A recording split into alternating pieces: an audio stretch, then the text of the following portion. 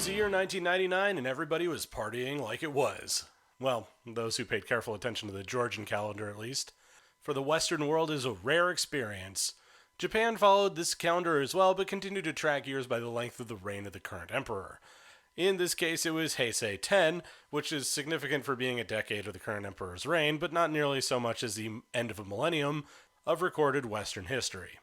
All the same, several significant series launched this year, though it would not be until April that they hit the airwaves. With the Brave series finally concluded, January was rather sparse for robot shows at this time.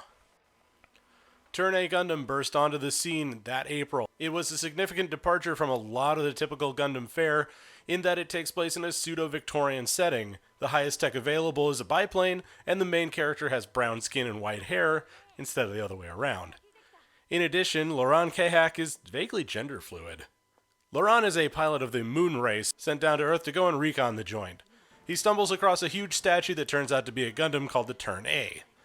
Soon after, the Moon Race invades fully using highly advanced mobile suits, with the Turn A being the only thing standing in their way. The series features many twists and turns in the way that memorable Gundam stories should, combined with the kind of mecha action that made the series famous. It also blends into strangely serene pastoral settings and archaeological discoveries that connected to the previous Gundam works in a weirdly neat package. This would be the last time that series creator Yoshiyuki Tomino would direct a Gundam series for some time, and the series is not to be missed by any real robot jock out there. Cybuster, based on the characters from the Super Robot Wars game, had its own spin-off series this year. The series did not have anything to do with Super Robot Wars the game, however, instead the series focuses around Ken Ando and his dimension-hopping mecha known as Cybuster. There are elements from the original games put in, but most of the elements are changed for the sake of difference and not much else. The series would run for 26 episodes and get ported over by Geneon before they went under. Medabots was a story of fighting mecha, but they were particularly small in this case. Now, under the tenets of this meta-series, technically this would only count as an outlier because the main robot Medabi is technically sentient. But at the same point, he's one of two Medabots, called Medarot, in the original, who is, so the others would count. Additionally, it scratched a mecha itch over in the States when it was brought over with a very comedic dub, so it bears a mention and not much else. Dai-Guard was a show that happens when some smart aleck decides to put a super robot in a real robot setting, with none of the super over-tech that makes him able to do things like actually retrieve a rocket punch. Dai-Guard features a team of wage-slave office workers who take a promotional robot into battle against the heterodyne monsters, and somehow manage to survive. Because it's good PR, they kit out the super-style robot with super-style weapons, except without things like Getter Rays or Super Z alloy to tip the scales.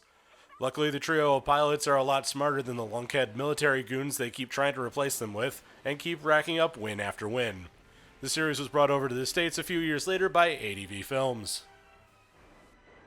Blue Gender was pretty far removed from other mecha shows at that time, proving to be one of the most dark and unrelentingly bleak mecha shows in a long while. Characters get slaughtered wholesale in their fight against the blue, horrific spider creatures who butcher humans indiscriminately. The armor Shrike pilots sent to battle them may as well have a life expectancy measured in seconds.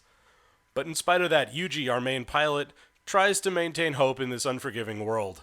Yuji was diagnosed with a terminal illness and put into cryosleep, but he's reawakened into the world by Marlene, who needs him to help fight the blue for mysterious reasons.